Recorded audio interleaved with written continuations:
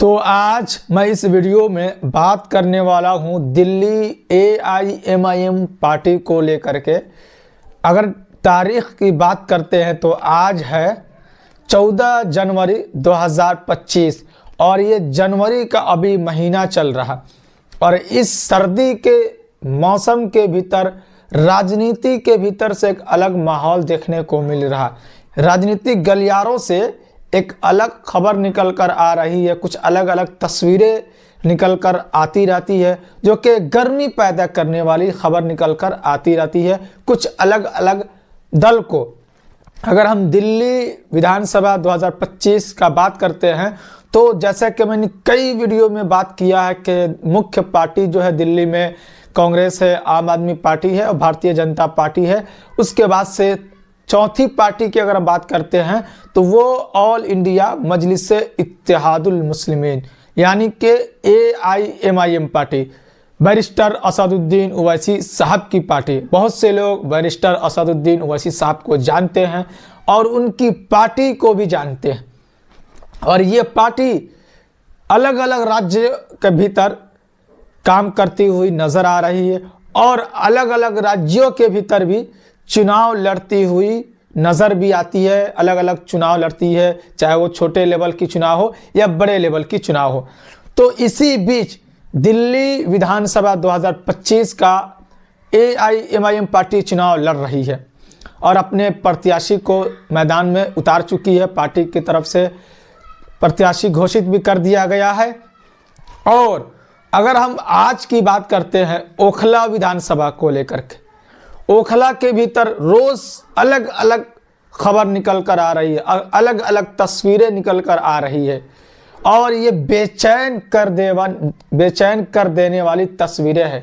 ये खबर है जो सेकुलर नौनिहाल पार्टियां हैं उनके लिए, और जो ये सोच रहे थे, समझ रहे थे कि हमारी जीत पक्की है, हमें तो कोई नहीं हरा सकता, हमारे अपोजिशन में कोई नहीं आ सकता, हमारे टक्कर में कोई नहीं आ सकता, तो उनकी ये गलत फहमी थी और ये उनकी सोच जो है वह गलत थी।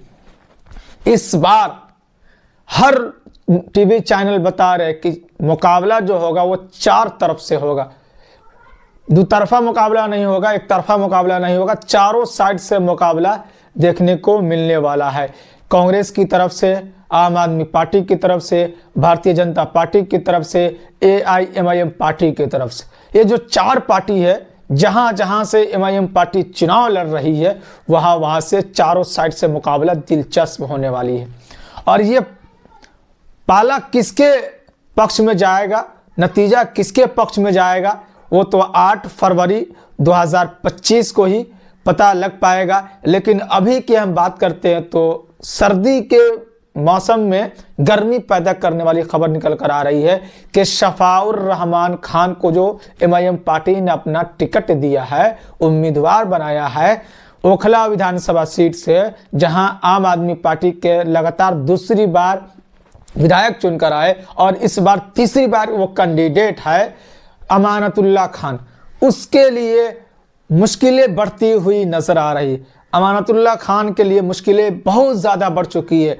क्योंकि वहाँ के जो लोग हैं, वहाँ की जो आवाम है, वो पिछले 10 सालों में काफ़ी नाराज़ दिखे जा रहे हैं अमानतुल्लाह खान के कामकाज से, उनके रहन सहन से, उनके बोलचाल के बदलाव से लोग काफ़ी परेशान हो चुके हैं। और उनके जो मुखिया है, यानी अमानतुल्लाह खान जिस पार्टी से विधायक है, उनके जो मुखिया है अरविंद केजरीवाल, जिसको बैरिस्टर असदुद्दीन ओवैसी साहब छोटा रिचार्ज कहकर बुलाते हैं, छोटा रिचार्ज कहते हुए सुने जाते हैं, अक्सर बोलते हुए नजर आते हैं बैरिस्टर असदुद्दीन ओवैसी साहब। तो मुस्लिम समाज के लोग भी अरविंद केजरीवाल से परेशान हो चुके हैं, क्योंकि मुस्लिम समाज जहां पर मैक्सिमम उनकी आबादी है, जहां पर मुस्लिम समाज के लोग ज़्यादा रहते हैं, उनकी आबादी 40%, 50%, 70% तक है, 60% तक है, वहां पर काम जो है नहीं कराया जाता है। जो भी तरक्की की काम करानी चाहिए केजरीवाल सरकार को, आम आदमी पार्टी को, वो वहां पर उतनी तेज़ी के साथ कराती हुई नज़र नहीं आ रही है जैसे कि और जगहों पर आम आदमी पार्टी की तरफ से जो भी तरक्की के काम हो सकते हैं उनको कराया जाता है। स्कूल, कॉलेज, हॉस्पिटल खोलने का काम किया जाता है, वो मुस्लिम मोहल्लों में, मुस्लिम इलाकों में नहीं देखने को मिलता। ये सारी बातों को लेकर के ओखला के भीतर भी यही सारी बातें नहीं हो पाया।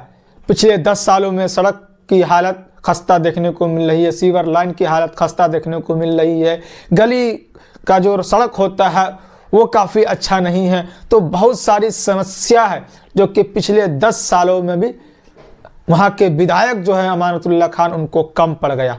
इसलिए इस बार लोगों ने ठाना है कि हम इस बार बदलाव चाहते हैं। हमने आम आदमी पार्टी को भी मौका दिया, हमने कांग्रेस पार्टी को भी मौका दिया और इस बार हम एक नई पार्टी को मौका देना चाहते हैं। हम बदलाव चाहते हैं। हमने सबको मौका दिया, हमने देख लिया कि कौन हमारे लिए कितना काम किया और कितना वो पानी में है और कितना वो हमारे लिए काम करा सकते हैं। हमने अपनी तरफ से बखूबी अपनी जिम्मेदारी को निभाया और सबको अपने अपने समय पर मौका देने का काम किया। लेकिन 2025 विधानसभा के भीतर हम यानी कि ओखला की आवाम ने मूड बना लिया है, मिजाज बना लिया है कि इस बार बैरिस्टर असदुद्दीन ओवैसी साहब के हाथों को मजबूत करना है, न कि पंजा कांग्रेस के हाथों को मजबूत करना है, न कि झाड़ू को मजबूत करना है। पतंग को उड़ाना है आसमान के ऊपर। आसमान में सिर्फ पतंग ही दिखनी चाहिए।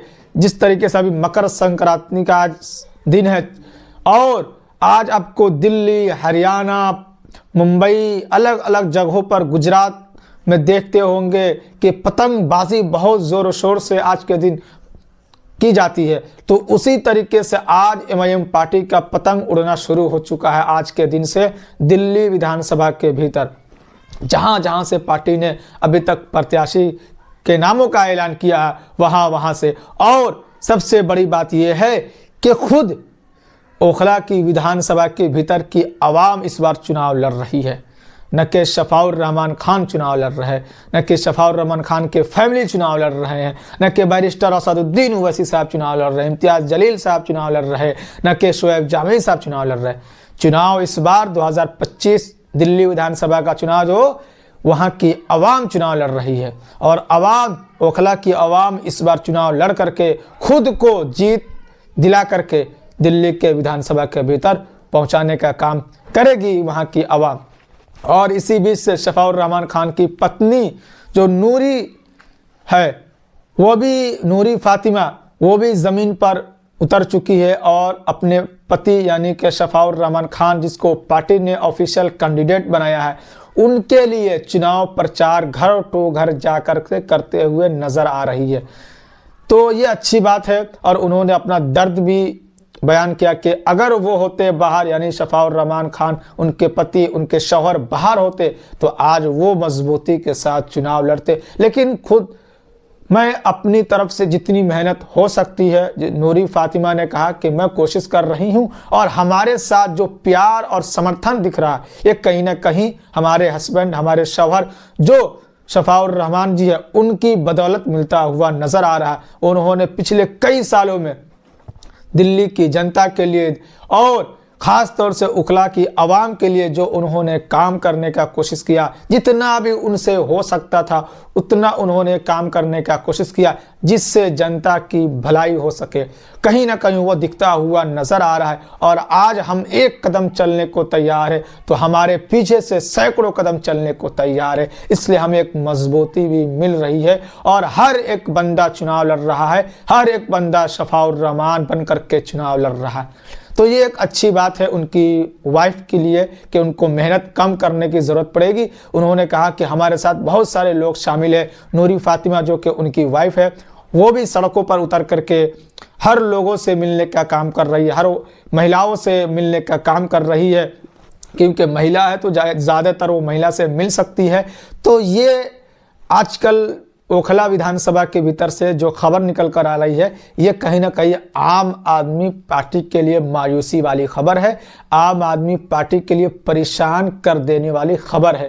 कांग्रेस तो ऐसे भी पीछे नज़र आती है, वो तो इतना भी वोट हासिल नहीं कर पाती कि वो अपना जमानत को बचा सके, लेकिन आम आदमी पार्टी जो है उनके लिए बड़ी परेशानदेह साबित हो सकती है। ये चुनाव 2025 दिल्ली विधानसभा का चुनाव बड़ी परेशानदेह साबित हो सकती है। अगर उनकी हार होती है, अगर वो सरकार में आने से बच जाते हैं, रुक जाते हैं, तो फिर उस समय इनको याद आएगी, काश अगर हम एमआईएम पार्टी से गठबंधन कर लिए होते, एमआईएम पार्टी के साथ मिल करके चुनाव लड़ते, तो आज हम मजबूती के साथ दिल्ली के कुर्सी पर बैठे होते। हर इंसान को बाद में बहुत सारी बातें याद आती है, इंसान की फितरती आदत होती है, तो पहले याद नहीं आती, बाद में सारी बातें याद आती है। तो ये खबर जो कि दिल्ली ओखला विधानसभा सीट से निकल कर आई है, और सबसे बड़ी बात यह है कि ओखला विधानसभा और जो ताहिर हुसैन साहब जो मुस्तफाबाद से प्रत्याशी बनाए गए हैं, उनको समर्थन जो है मिलता हुआ अलग अलग संगठन के भीतर से नज़र आ रहा है। जैसे हम बात करते हैं तो शोएब जामी की तरफ से जो प्रदेश अध्यक्ष है, सोशल मीडिया पर एक्स पर पोस्ट किया गया और जानकारी दी गई कि जो एक पार्टी है दिल्ली के भीतर और अलग अलग राज्य में, जैसे केरल की बात करते हैं तो वहाँ पर सरकार में भी उनका एक अहम योगदान है। तो नेशनल लीग जो पार्टी है उनसे उनका जो है वो टाई अप हो गया, मतलब उन्होंने कहा कि हम अपना जो समर्थन जो है वो एमआईएम पार्टी के जो प्रत्याशी है ताहिर हुसैन मुस्तफाबाद से, और ओखला से जो प्रत्याशी है शफाउर रहमान खान को हम उनको अपना समर्थन देते हैं, हमारी जो इकाई है उनके साथ चलने को तैयार है। तो जो एलडीएफ और INL जो है, इंडियन नेशनल लीग जो है, इनका जो समर्थन जो है, जो LDF पार्टी है और INL जो पार्टी यानी इंडियन नेशनल लीग जो पार्टी है, वो केरल के भीतर सरकार के भीतर भी अहम भूमिका निभाती हुई नजर आ रही है।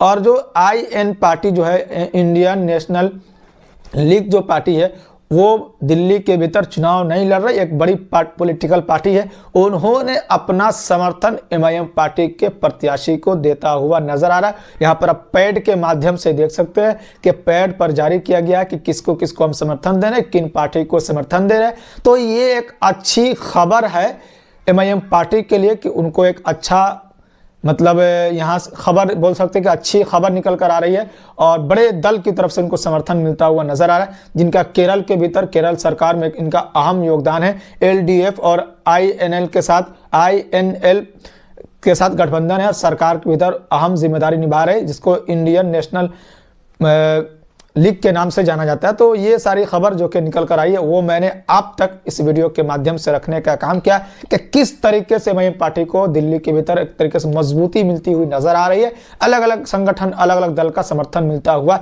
नजर आ रहा है। तो जो भी आगे खबर निकल कर आएगी वो फिर से मैं आप तक रखने का किसी और वीडियो के माध्यम से कोशिश जरूर करूंगा।